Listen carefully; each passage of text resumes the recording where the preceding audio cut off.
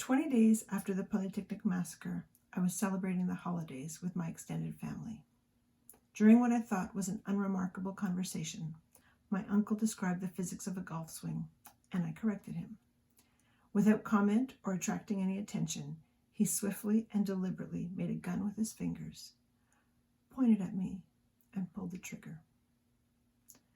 My reaction was immediate and instinctive.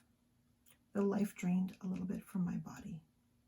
I experienced a shift within me from eager and spontaneous to flat and controlled while I said nothing.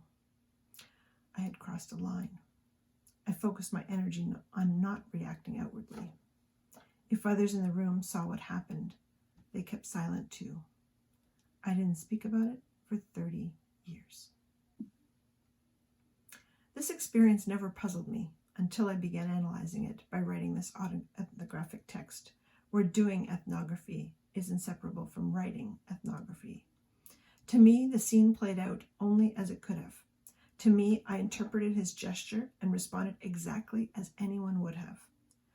Now, as I inquire into this experience through a cultural lens, I ask myself, what had I learned leading up to this experience that led me to respond this particular way? What had my uncle learned that led him to want to make such a gesture in the first place, and then to know, presumably, that he could do so with impunity? More broadly, how did these cultural learnings contribute to my experience of suffering in the workplace? How could this have played out differently? If I hadn't learned to be good, to dismiss my own needs, and avoid upsetting the status quo, I might have called attention to his gesture. I might have asked him what the hell he meant. I might have blasted him for its disgusting expression of misogyny. I might have written about it and begun a public conversation about the lived experience of women in engineering at a time when the media was focused on gun control and violence against women in general, while virtually ignoring the conversation about women in engineering. Alternatively, had I been born in the body of a real engineer, he likely never would have made the gesture in the first place.